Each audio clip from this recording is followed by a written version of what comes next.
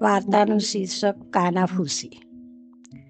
મદનરાય શેઠ કરોડોના માલિક અને નીલ તેમનો એકમાત્ર સંતાન. એટલે કોલેજ પૂરી થતાં જ પોતાના મિત્ર વસંતલાલ, કે જે સામાન્ય પરિસ્થિતિવાળા હોવા છતાં તેમની દીકરી અનન્યા સાથે હરખેથી દીકરો પરણાવી દીધો. કારણ કે અનન્યા ખરેખર અનન્યા હતી, બ્યુટી વિથ બ્રેઇન. સંસાર રથના 5 વર્ષ તો આમ જ પસાર થઈ ગયા. એક દિવસ સવારે અનન્યા સસરાને ચા આપવા આવી કે સસરા ખોખારો ખાઈ બોલી ઉઠ્યા, બેટા, હવે મરતા પહેલા વંશનો વારસ જોવા મળે એવું ઈચ્છીએ છીએ. બાકી તો નીલને આ વાત મેં કરી જ દીધી છે અને તમે બંને સમજી છો. બીજા 2 વર્ષ આમ ફરી પસાર થઈ ગયા. હવે અનન્યાની ધીરજનો અંત આવી ગયો. તે નીલ પાસે બાળકની વાત કરે એટલે નીલ તો ભડકે જ. શું બાળક હશે તો જ જીવાશે? બધાએ બાળક પેદા કરવા જરૂરી હોય છે? બાળકથી જ જિંદગી હોય છે? બીજું ઘણું બધું તે બોલવા લાગતો. મજા કરવા માટે ઘણું બીજું પણ હોય છે. આવી બધી દલીલો રજૂ કરી દે. આજે અનન્યા સુંદર તૈયાર થઈ પોતાના પિતાના ફેમિલી ડૉક્ટરને મળી પોતાનું પૂરું ચેકઅપ કરાવી આવી. એના બધા જ રિપોર્ટ નોર્મલ હતા એટલે એ તો ખૂબ ખુશ થઈ ગઈ. રાતે તેણે ખુશીથી આ ફાઇલ નીલને બતાવી. ત્યારે ખુશ થવાને બદલે નીલ તો ચૂપ થઈ ગયો. જુઓ, હવે તમે પણ એકવાર કોઈ સારા ડૉક્ટરને મળો તો આગળ કંઈક વિચારાય. તે તો પડખું ફરી સૂઈ ગઈ. રાત આખી નીલ ફાઇલ ટેબલ પર પડી હતી તે જોઈ જાગતો રહી ગયો. વહેલી સવારે તેણે તો ઝેર પી લીધું. પણ અનન્યાની આંખ અચાનક ખુલતા તે ફીણ ભરેલા મોંવાળા નીલને જોઈ ફટાફટ બંગલાના બીજા રૂમમાં સૂતેલા સસરાને ઝડપથી ઉઠાડી લાવી. સસરાએ તેને ચૂપ રહેવાનું કહી એક રૂમમાં બેસાડી દીધી. થોડી વારે તેના ફોન દ્વારા ફોન થતાં જ નજીકના ફેમિલી ડૉક્ટરો આવ્યા અને એને એક ગોળી ગળાવી ગયા. થોડીક વારે 2-3 ઉલટી થતાં નીલ ભાનમાં આવ્યો. ત્યારે બધાના જીવ હેઠા બેઠા. શું પાગલપન કરવા બેઠો હતો? બીજે દિવસે પિતાએ નીલને દુકાને બપોરે વેળાએ ધમકાવી કાઢ્યો. તે નીચું જ જોયે રાખતો હતો. પિતાજી કદાચ ના ચોક્કસ, હું બાપ બની શકું એમ નથી. હે? મદનરાયને તો આ આઘાત કાલ રાત કરતાંય વધારે મોટો લાગ્યો. તે તો છાતી દબાવતા ખુરશીમાં માંડ બેસી રહ્યા.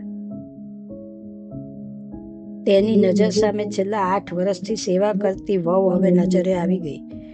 તેઓ કંઈક નિર્ણય લઈ ઊભા થઈ ગયા અને માંડ લથડતે પગે ઘરે પહોંચ્યા.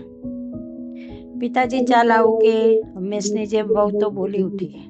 પણ સસરા મદનરાય તો ઊંડા વિચારોમાં જ હતા.